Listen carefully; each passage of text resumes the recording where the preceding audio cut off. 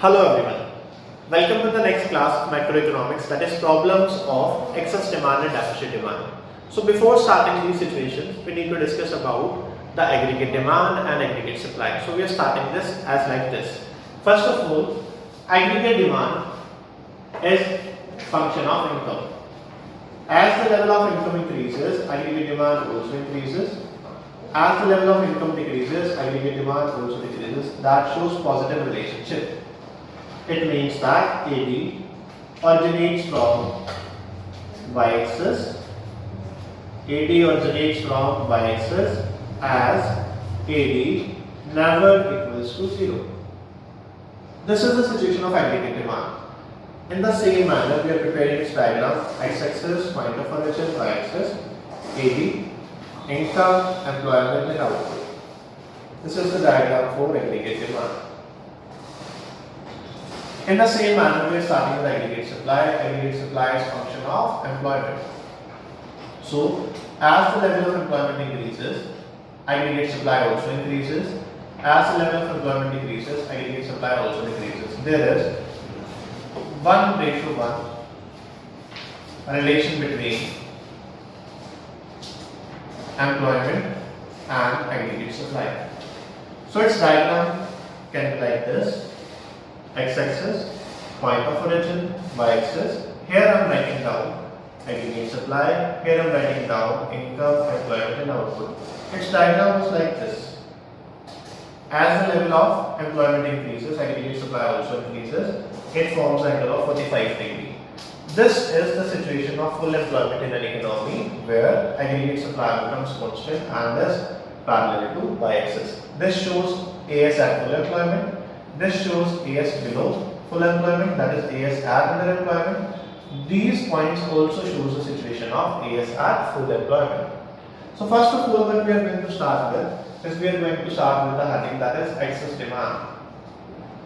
Excess demand refers to situation where aggregate demand is more than aggregate supply beyond full employment.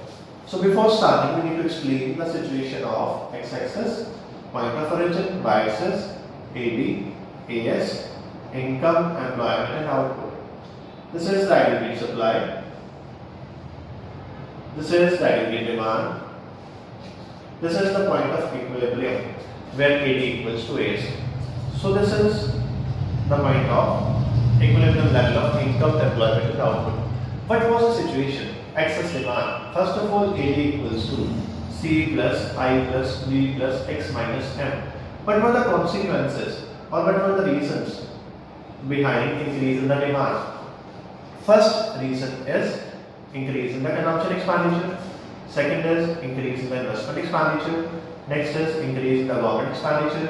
Next is increase in the exports. And next is decrease in the imports. So due to this, aggregate demand shifts from AD to AD dash. Aggregate demand shifts from AD to AD dash. This is the point of equilibrium. This is point beyond full equilibrium, that is E1. And this is the situation in which AD is more than aggregate supply at full employment. Means this situation creates an inflation in the economy because goods available in the economy are less than goods required.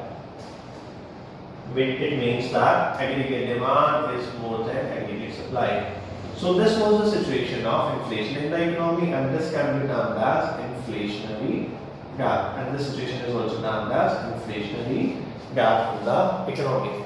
Now we are starting with the deficient demand.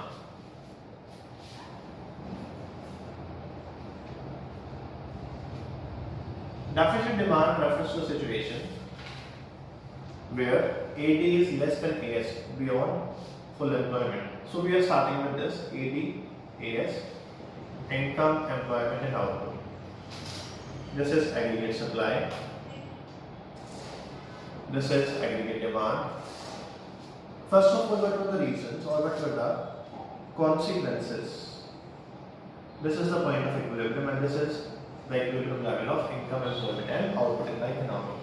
Consequences were C decreases, I decreases, G decreases, X decreases, and increases. So AD curve shifts from AD to AD0. Here new equilibrium is formed, that is E0, at which equilibrium level of income reduces from O by 2 O by 0. Equilibrium level of income reduces from O by 2 O by 0. In this level, equilibrium level of income employment and the output decreases from O by 2 O by 0. The main reason behind this is economy comes under the situation of unemployment or a situation of underemployment in the economy.